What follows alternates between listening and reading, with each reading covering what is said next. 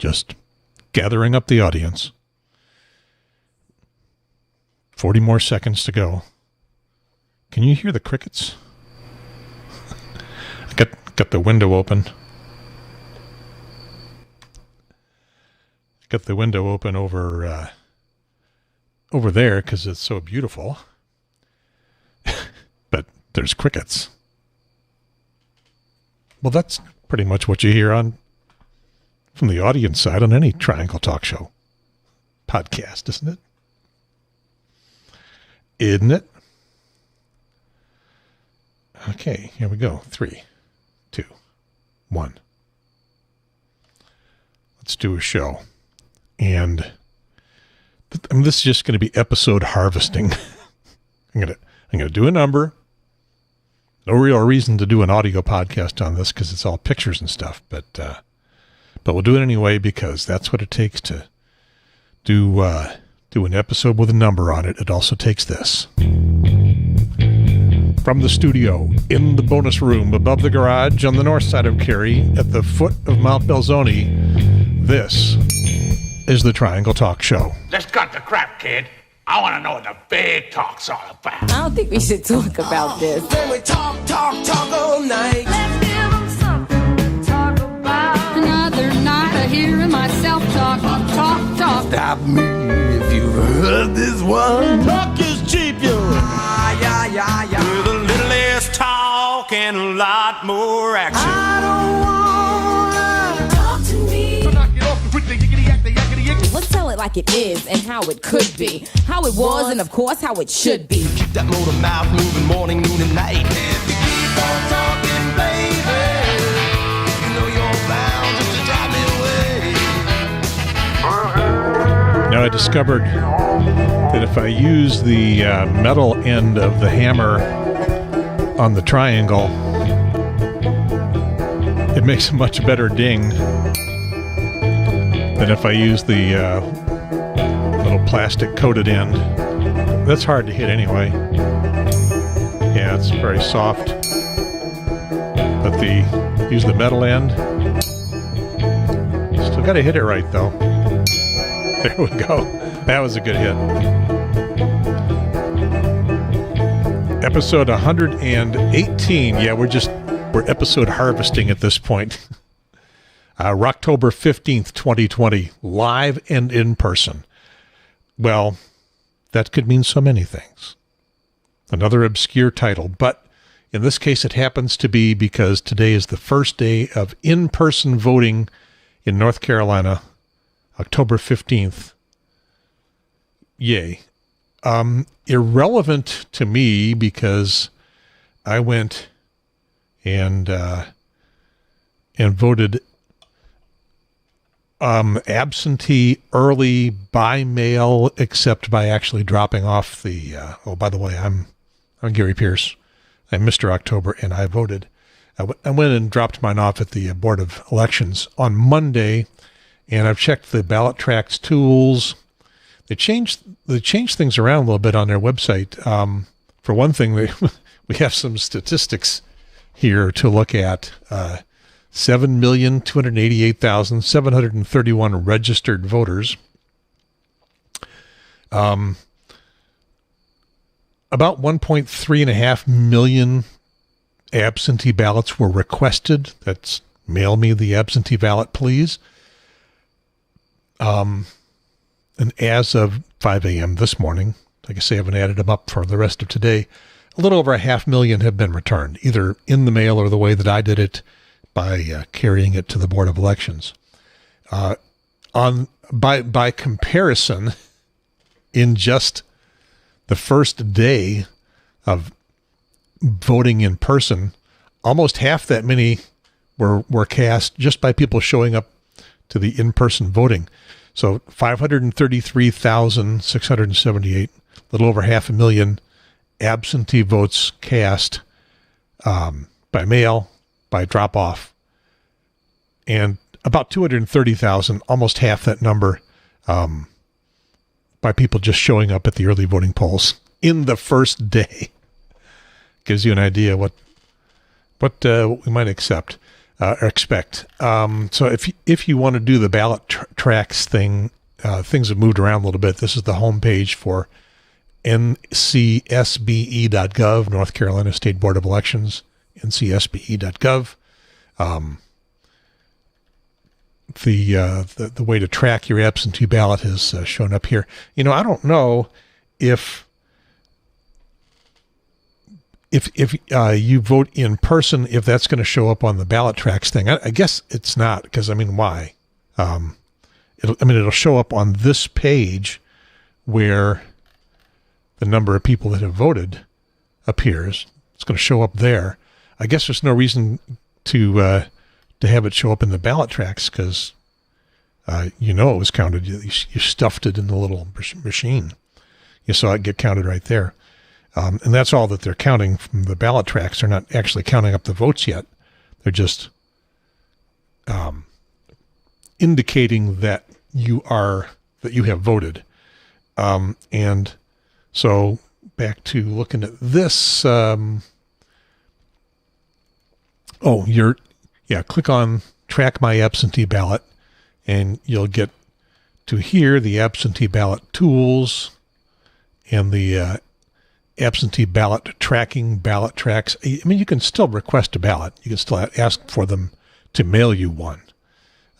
It's getting a little late to turn that around, because it's going to take a week to get it. It's going to get a little late to turn that around, get it back in the mail, and get it counted. I don't think I do that, but you got a little bit of time to do that. But if you want to track your ballot, then this is where you want to go. And as you can see, my ballot has been accepted. I am complete. My ballot has been accepted. Thanks for voting. Details? Not very many details to get. From me, I requested it online on the 3rd. They mailed it on the 6th. I got it a couple days later, and they accepted it, just today. Early this morning, they accepted it. They said it would take 48 hours. 48 hours would have been noon yesterday. It hadn't been accepted by then, hadn't been accepted by the end of the day, but when I checked my email and the text, they sent me a text this morning, and it was there. So, yay. I have voted. Many, many other people have voted. And I went for a bike ride today. Good long 20-mile bike ride. And I decided to ride down to the early voting site here in Cary at the Herb C. Young Community Center, and whipped out my phone, took a few pictures. So I wanted to see how busy it was going to be. If you've watched the news, in any of the main TV stations, if you watched the news, that they include stories, and they're helicopter shots, except for Channel 17, which doesn't have a helicopter, over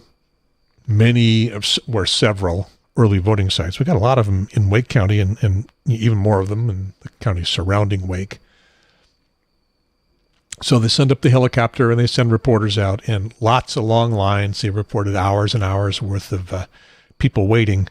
I went by the Herb C. Young Center here at about 2:30 in the afternoon, and there wasn't a real long line. Got a couple of pictures that I played with the panorama on my camera. Is it going to work at all? What the heck? That's not good. Okay, let's try another shot. They had a couple of tables out giving away water, and it looks like giving away it looked like giving away Ben and Jerry's. I walked a little closer to it, and they weren't giving away ice cream. There were some tasting spoons out there. I didn't ask for one, so not sure if they were giving away ice cream tasting or whatever, but it's a Ben and Jerry's tent. Maybe this one will work. That one's not working either. What's the story? My panorama shots aren't working, and I tested it. And it did work. And now it's not.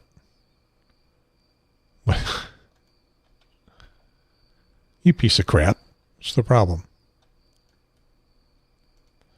Now, I'll skip the panoramic shots, except, well, you can see sort of in this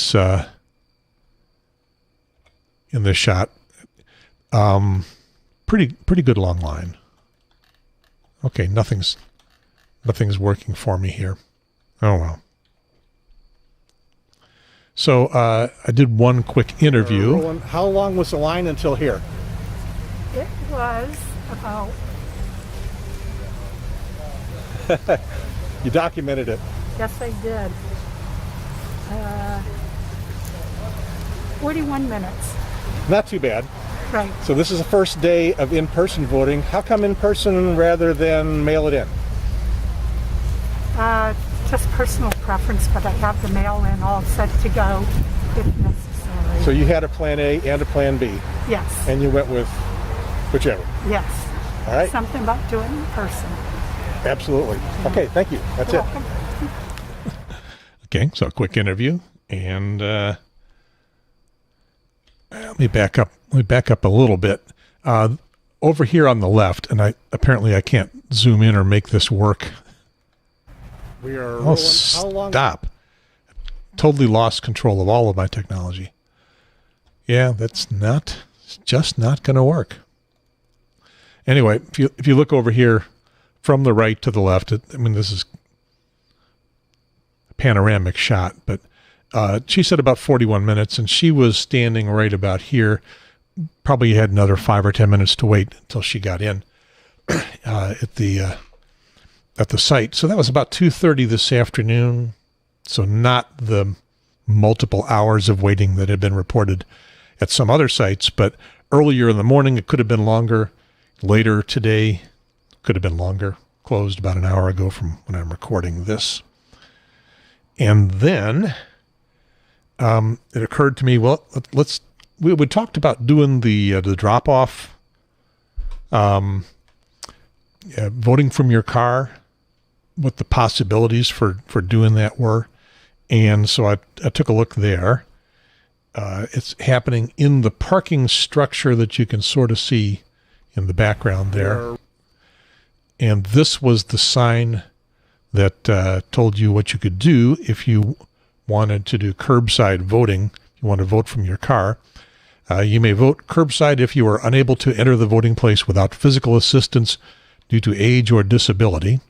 And the disability means you're unable to enter the polling place due to age or physical or mental disability, such as agoraphobia. That's afraid of going places. Have a medical condition that puts you at increased risk of COVID-19. That's an interesting statement because having a medical condition that puts you at increased risk of COVID-19 doesn't necessarily mean that you need physical assistance to vote. There is an asterisk there. After the assistance due to age or disability, there's an asterisk after the word disability. I don't see what it's referring to. I don't know. For example, I'm qualify for being at increased risk of COVID-19. I'm 71, so just by age. I have asthma, so a medical condition, and I had cancer earlier this year.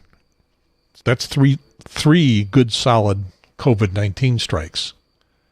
So in theory, I guess I could have, even though I could easily walk in without physical assistance and be able to vote. So anyway, or if you're experiencing symptoms of COVID-19, if you can't wear a mask due to medical or behavioral condition or a disability. So those are the things that I saw on that sign.